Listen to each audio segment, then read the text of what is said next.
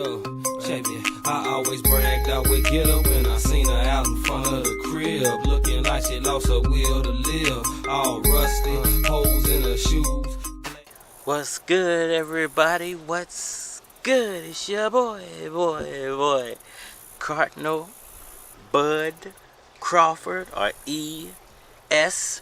Red, if that's what you want to call me. And we are back for another one. Alright, y'all, we got them new topics. Does Terence Crawford have 10 times better footwork than Errol Spence Jr.? Let's talk about it. Alright, y'all, so coming up with the topic for today was wandering around the YouTube menu, looking through the boxing talk, stumbled across a video talking about Terence Crawford and Errol Spence's footwork, and decided, hey, might as well put my 2 cents in on that. Right now, I'm down here, man, just checking out the water, soaking up these sun rays, man, feeling good. Perfect day today, 70 degrees and sunshine. You can't beat it, man. But who has the better footwork out of these two fighters? Does it even matter whose footwork is better? Is that the winning attribute that's going to carry one of these two fighters to Undisputed? I don't know who's going to win. It's a 50-50, bro, honestly. But I feel like it's going to come down to who has the most heart. I don't even think it's about the skill, because both men have skill.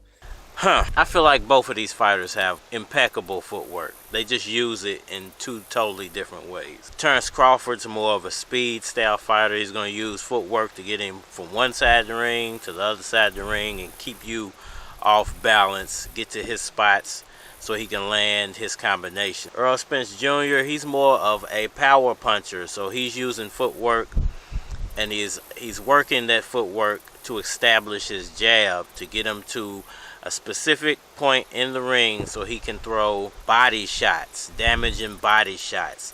So he's using his footwork to establish power, while Terence Crawford is using his footwork to utilize the ring or for speed type of fighting.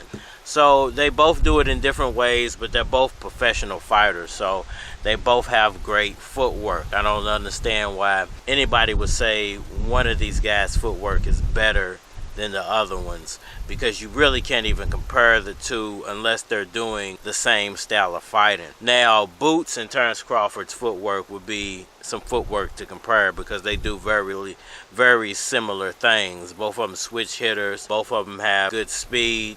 I think Boots has more power than Terence Crawford, but overall, you could compare both of those guys' footwork, and it would be a fair comparison, and it would be a fair fight, to where putting Terence Crawford up against Errol Spence Jr. as far as footwork goes is not a fair fight. Now, is footwork going to be the winning attribute? I want to take a walk here, man, but I'm not sure if this wind is going to affect the audio quality, so I might have to keep it in the truck. But whose footwork is going to carry them to victory? Is it going to be the footwork of Errol Spence Jr. or the footwork of Terence Bud Crawford? I think it depends on who you ask and who you like in this fight. Me, I'm going with Errol Spence Jr. A lot of people going with Terence Bud Crawford. But I like what Errol Spence Jr. brings to the table. To be honest with you, I don't think Terence Crawford is seasoned enough when it comes to big welterweight fights, and I think that he needed to be in some tougher welterweight fights to really prove himself, and I think Errol Spence Jr. has proven himself as the top dog at welterweight. So why would you go against the top dog at welterweight? Whether you believe Terence Crawford is the best fighter in the world or not, pound for pound, you know, that really doesn't matter. Who is the top welterweight? Alright, so if it's based all on who has the better footwork, whose footwork should carry them to victory, who is the better of these two fighters at welterweight, I definitely have to say it's a tough call for anybody.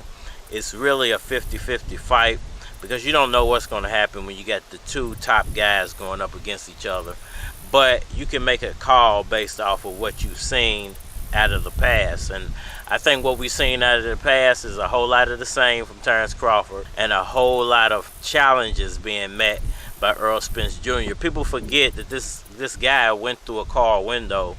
This guy had to make a comeback a lot of injuries that would have stopped a lot of other fighters and made them retire and say, hey, I don't want to risk the rest of my life or my career. But he kept going. He kept moving forward. He kept surpassing the last challenge he set for himself. So I definitely don't want to go against that type of fighter or that type of personality. Not to say Terence Crawford isn't legit. He's just not legit at 147 yet.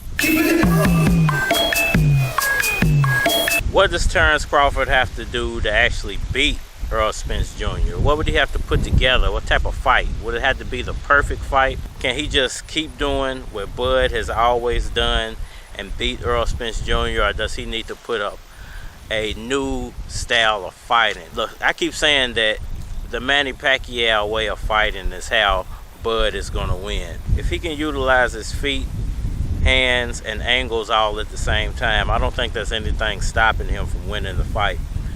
But I think Errol Spence Jr.'s jab and the fact that Errol Spence Jr. has been so tested as a welterweight is going to show in this fight. Maybe not the second fight, but in the first fight, it's definitely his experience is what's going to carry him to victory. Everybody knows the most experienced person in the room can get the job done way more efficiently. I think because of the experience of Errol Spence Jr., he's a lot more efficient with what he needs to do as a welterweight than Terence Crawford's going to be. Terence Crawford, great speed fighter, great fighter at 140, very efficient at 140 because he had done everything he could do at 140 pounds. But now he's at 147, and his best challenge so far has been a Shawn Porter fight. I think a lot of people think Shawn Porter was his best victory. I think the Kell Brook fight should have been a better fight, but we know that Kell Brook was extremely damaged at that point, so he couldn't give Terence Crawford a better fight. Do we blame Terence Crawford for that? I don't think so. But you can't give him points just because you like him. You gotta base it off of resume and what he's done in the past. This is definitely going to be Terence Crawford's toughest fight, but I think a lot of people think it will be Errol Spence Jr.'s toughest fight as well. I think it's just another day at the office for Errol Spence Jr. Continue to do what he's always done, which is work off the jab, land hard body shots, break his opponent down, and ultimately end the fight in the later rounds. Will it be by knockout? I don't think so. I think Terence Crawford's going to give up. I think you'll see Terence Crawford throw in the towel. Well, he's not going to throw in the towel. You'll see Bomac throw in the towel. And it'll probably be from body shots accumulated from damage by Errol the Truth Spence Jr. All right, y'all. Let me know what y'all think about that down in the comment section below. Hit that like button for me. Share, subscribe.